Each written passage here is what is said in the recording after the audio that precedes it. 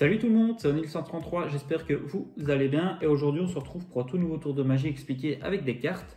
Donc je vais demander à un spectateur de me dire stop pendant que je feuillette le paquet et à l'endroit où on me dira stop, eh bien ce sera la carte que le spectateur choisira comme ça, donc du coup tout à fait au hasard. Donc je recommence, je demande au spectateur de me dire stop, admettons stop ici.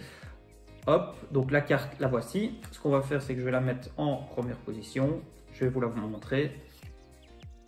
Et on va aller tout simplement la perdre dans le paquet en faisant une petite coupe. D'ailleurs, en parlant de petite coupe, on en ferait bien une d'ailleurs, comme ça on est sûr d'aller perdre cette fameuse carte. Et alors, ce qui serait quand même, je vais dire, totalement fou, c'est que maintenant qu'on a coupé le paquet 2 fois, eh bien que je sache à quel endroit se trouve la carte. Et je dirais comme ça, à vue d'œil, qu'elle doit être en 5e position. En 5e, j'allais dire comme ça 5e, mais 5e. Donc, 1, 2, 3, 4, 5. Et ce qui serait quand même totalement fou, c'est qu'en plus, je sache que c'est le 9 de cœur. Voilà, j'espère que ce tour de magie vous aura plu et je vous propose de passer directement aux explications.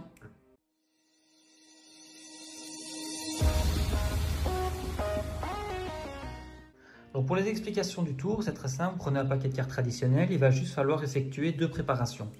La première, vous prenez une famille complète, ici j'ai pris les piques, et vous les rangez dans un ordre décroissant à la fin du paquet. Donc en commençant par le roi et en terminant par l'as. Alors ça va servir à quoi? Plus tard dans le paquet, à simplement vous donner la position de la carte choisie par le spectateur. Je vous montre par la suite pourquoi.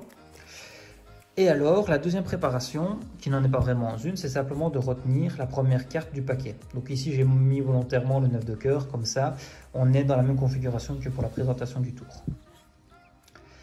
Et cette carte-ci va servir à quoi? Simplement être forcée, vu que c'est la carte qui va être choisie par le spectateur. Donc maintenant que vous êtes prêt, vous allez vous positionner devant votre spectateur et vous lui demandez de vous dire stop pour sélectionner une carte dans le paquet.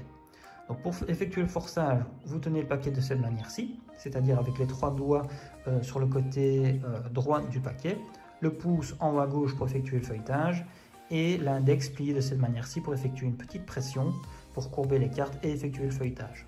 Donc on effectue le feuilletage, le spectateur nous dit stop, admettons ici.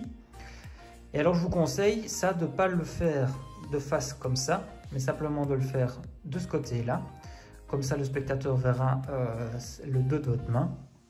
Je vous montre pourquoi, parce qu'au moment où on effectue le forçage, donc pour aller ramener la première carte qui est le 9 de cœur à l'endroit où le spectateur a dit stop, vous mettez une petite pression sur la première carte.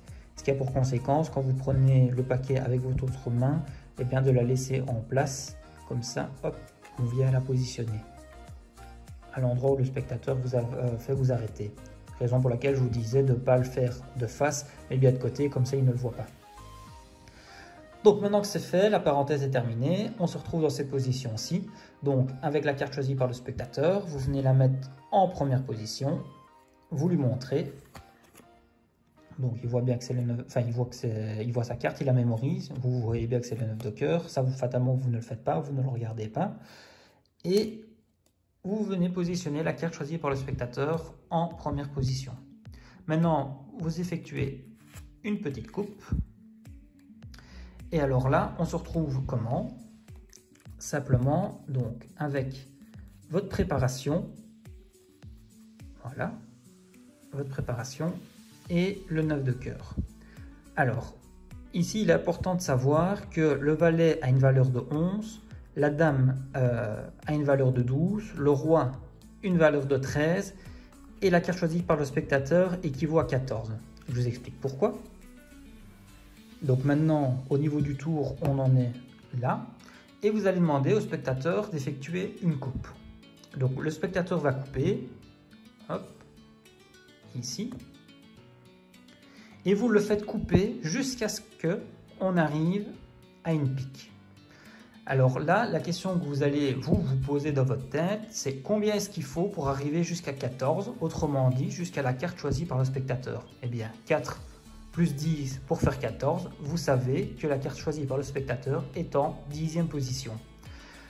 Donc, vous dites à votre spectateur, très bien, merci d'avoir coupé. Maintenant, je vais te dire en quantième position se trouve ta carte. Donc, vous le savez, elle se trouve en 10e position. 1, 2, 3, 4, 5, 6, 7, 8, 9, 10. Et en plus, je pense savoir que c'est le 9 de cœur. Et votre tour est réalisé. Voilà, j'espère que j'aurai été suffisamment clair. Je vous redonne juste une petite explication vite fait. Donc, si vous étiez arrivé par exemple sur le 9, pour être sûr, combien est-ce qu'il faut pour arriver jusqu'à 14? Eh bien 5. La carte donc choisie par le spectateur se trouverait donc en 5e position. Et fatalement, vu que vous avez après le 9, le 10, le valet, la dame, le roi et la carte choisie par le spectateur. Donc voilà, si je n'ai pas été de nouveau suffisamment clair, n'hésitez pas à mettre des petites questions en bas dans les commentaires et je me ferai plaisir d'y répondre pour essayer de vous éclairer si jamais je n'ai pas été suffisamment clair. Voilà, je vous souhaite de passer une bonne journée. Ciao et à la prochaine!